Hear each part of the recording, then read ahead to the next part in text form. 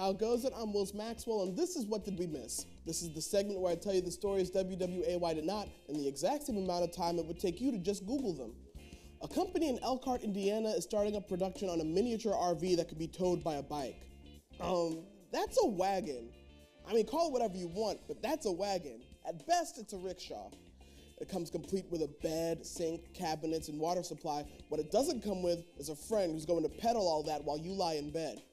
And something of a self-fulfilling prophecy, Bikestream RVs can only fit one person and some gear. Just like a traditional hard-sided RV is a step up from a pop-up camper, let's say, these are a step up from a pup tent. Nice. All right, I would sleep in that, but is it bear-proof? The only reason I've never been camping is because no one's ever given me a solid answer when I go, cool, but bears don't live there, right? The campers are available to the public, so if one of your buddies says, hey, wanna go camping? I just got an RV, ask them a few questions first.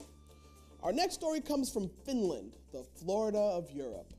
We've had a few stories from Finland. They've brought us fun things like the air guitar championships, wife carrying, cricket bread, and last March I told you how they've been named the happiest country in the world. So, what does the happiest country in the world do with all that freedom? Check out swamp skiing. Competitors ski over mud and are required to wear wigs, floral dresses, and high heels. This is usually the part where I would explain the sport to you, but honestly, I don't see what help I could be here. I'm not looking down on this. I grew up in Raleigh. In the winter, we use large garbage bags as sleds. Swamp skiing is a celebration of the Finnish spirit of perseverance, or sisu. It's the belief of never quitting no matter the circumstance. So if you feel like skiing, but you find yourself in lack of snow or sensible footwear, you strap into those 9 West and carve some mud. An 18-year-old from Georgia attempted a world record by solving 6 Rubik's Cubes in 1 minute and 44 seconds. Underwater. In one breath.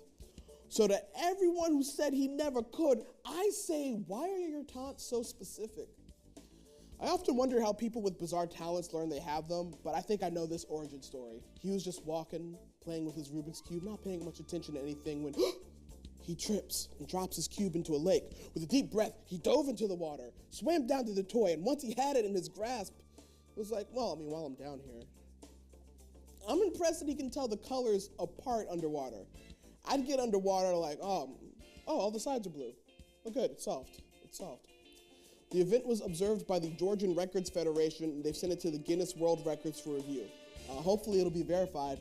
Otherwise, it would be like he played with a puzzle toy in a dunk tank for no reason. I'm Will Maxwell, and that's what we missed.